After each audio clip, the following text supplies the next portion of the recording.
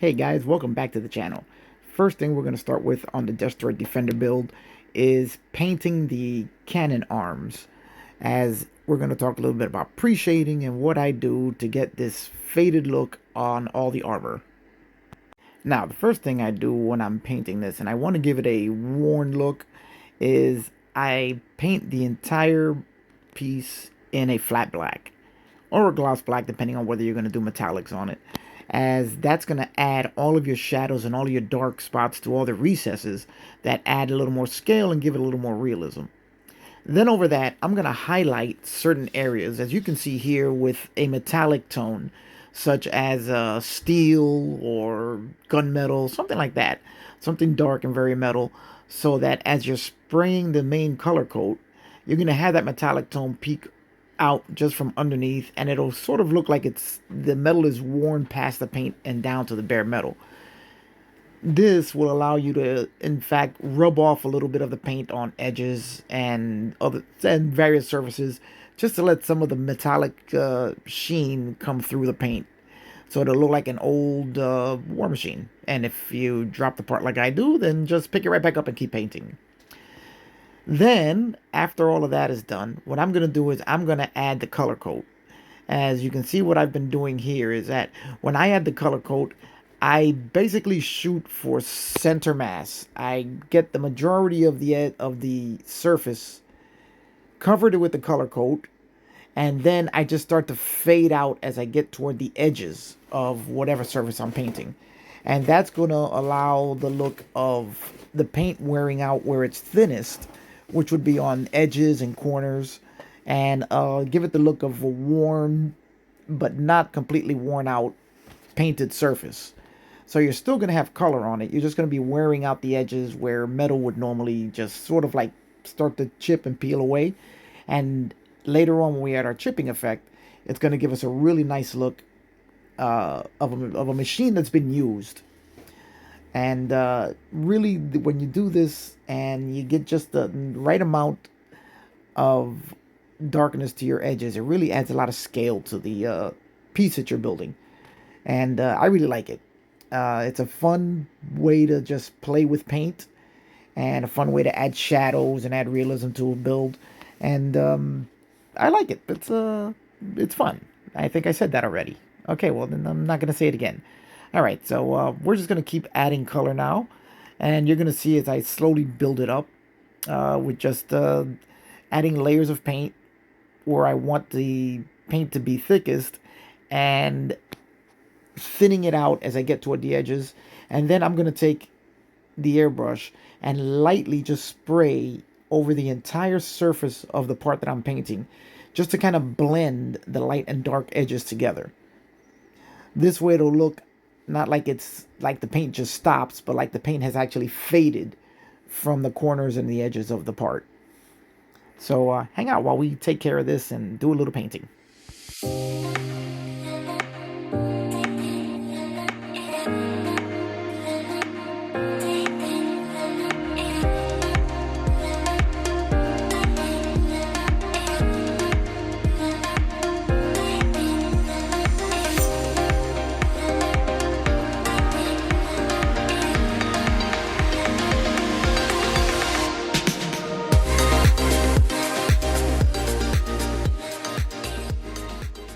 Alright guys, now I want to give you a nice close-up look at our handiwork after doing all that painting. Now you can see where I'm talking about, where the edges are, let's see if we can focus on that there. The edges are darker than the center areas of this part. And that's going to give you the look of the paint faded on those corners. That could be, you know, weather beaten, that could be because of battle. Now this is really going to work once we start to highlight with our panel lining, and adding some rust effects is really going to bring the part to life. It's really going to give you a much more realistic look than if it was all painted one solid color. And this is what the pre-shading effect is, whereas instead of painting it one solid color and trying to add some shading afterwards, you give it an undercoat of a darker color and then add your main primary color over it. And just like in the real object, if it was real, which it would be cool if it was, because imagine a giant walking anti-aircraft artillery battery. Oh man, that would be so cool. But if it was real, this is the way the paint would fade in real life. So you can see here how it brings a lot of the details out. The pre-shading, as in the darker recesses, the paint's, it's a little bit darker than everywhere else. So the details do stand out more. I really like this effect. It's something that's used a lot in the Gundam world, and works in a lot of other different areas as well. So I think it looks pretty cool. Alright, let's keep going with this build. Okay, now we're going to be painting the pivots for the gun arms. And we're going to be using the exact same technique we use on the arms themselves. In which case we are going to just do the undercoating of black. And then I don't remember if I did the metallic on this. This part is so small it's not really going to make that much of a difference. And then we're going to do the main body color. Now I had to do this after I did the gun arms because of the fact that the pivots are covering part of the gun arm, and I didn't want there to be a space where if you move the arm you'd see bare plastic. So I had to do these after I did the gun arms, which means that it meant a lot of masking of the arm, putting the pivots on, and then painting. So let's keep doing this.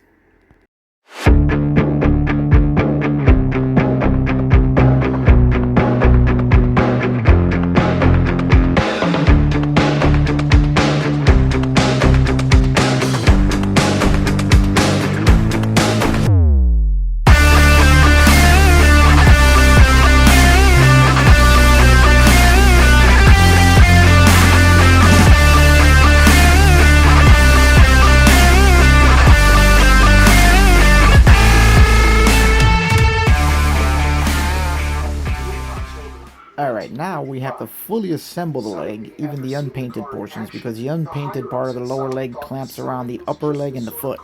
So they have to be assembled before you can continue to paint them. So I painted the other parts because there are internal parts that show which have to be painted, and it's just easier this way. I'll just mask off what remains. So we're going to get to painting the rest of the leg, guys. We got the legs going together now on the destroid defender, and let me tell you something, this kit needs a lot of work. The seam fitment of the parts, especially the lower part of the legs, is horrendous and requires a lot of work to get it to look pretty decent. This leg here had so many gaps that I had to put some filler in, and then use the Tamiya thin cement to melt the plastic together, and also helps to fill it in. And then I had to use everything from 240 grit, 1000 grit, all the way up to the, I think this is 2000 grit, 24 to 3600 grit, and finally a polish of the plastic with 4000 to 6000 grit in order to get the seams even. Now, when I was putting it together, even the two halves of the leg parts here didn't fit together smoothly. One side was a little longer than the other, so it required quite a bit of shaving just to get them to be close to each other. So yeah, this kit definitely shows its age in its construction and engineering, and requires quite a bit of work in order to get it to come together to give you a good result. So if you're gonna build this kit, any of you guys out there who are Macross fans like me, be prepared to put in the work. As you can see here, I had to do the similar work to the upper portion of the leg, and the seams are now gone and it all looks like one solid part. So now this lower part of the leg is done. This one, I think I'm at a good point now. This required quite a few hours of sanding and filing and carving to get it to look pretty good. So now we're down to the part where we can put some paint on it This is not your world, human. and see if any more work is needed. I'm not here to. Hopefully not, Then because you must be ready to fight. that took a long time. Something But startling. the legs are starting to look good, You may test that assumption. and I'm hoping that they'll continue to work out well. Okay, before we move on to the next assembly, I just wanted to mention one thing about the build of the legs.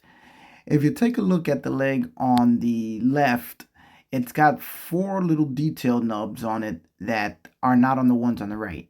The reason they're not on there is because I found out the hard way that it's much easier to sand it and fill in the gaps if you put those in after. Because dummy that I am, I wanted to see them in there and just see what it looked like, so I put it all together. And then I realized, wait a minute, I still have to repair that seam right down the middle of the leg. Once you glue those four little pieces in, yeah, it's a lot harder to get in there and start working on that seam. So don't do that. Don't be like me. Work the seam first and then put those four little pieces in.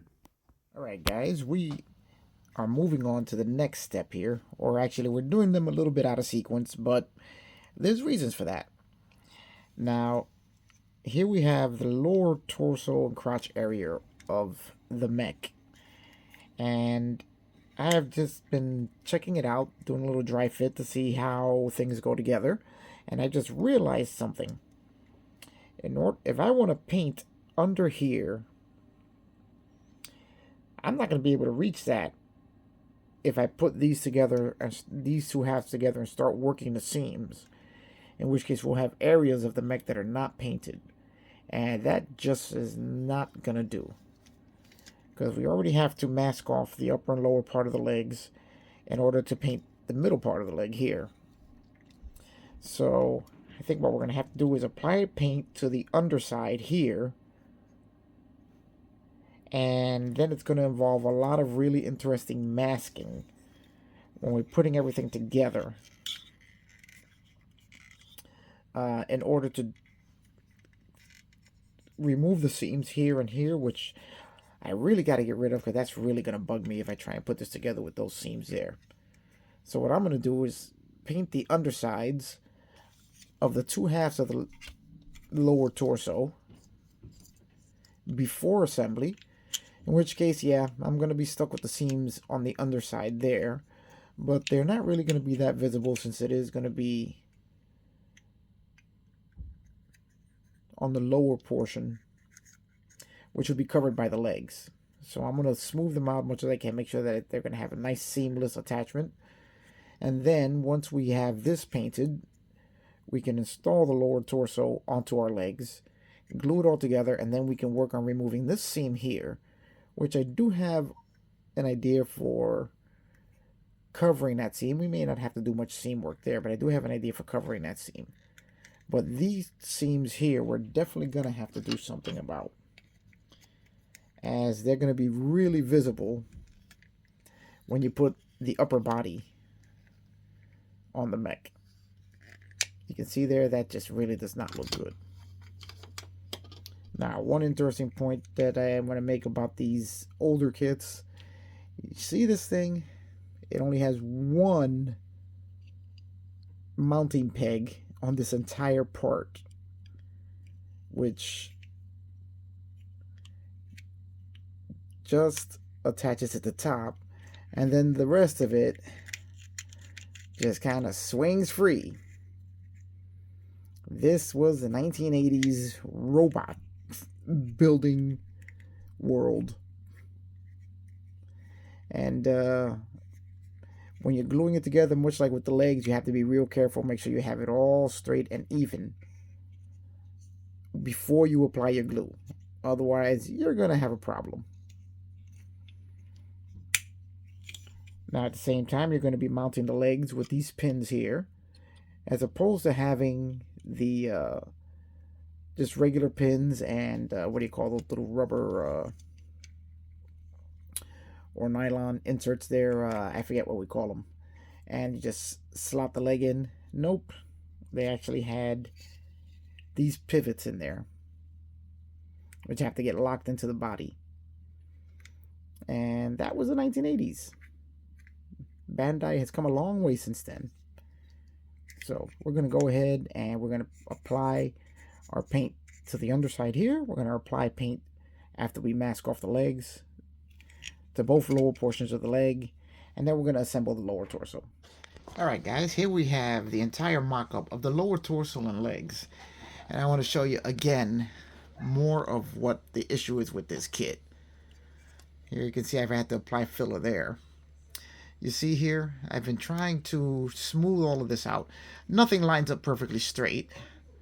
So I've had to fix pretty much everywhere where the two halves come into contact with each other.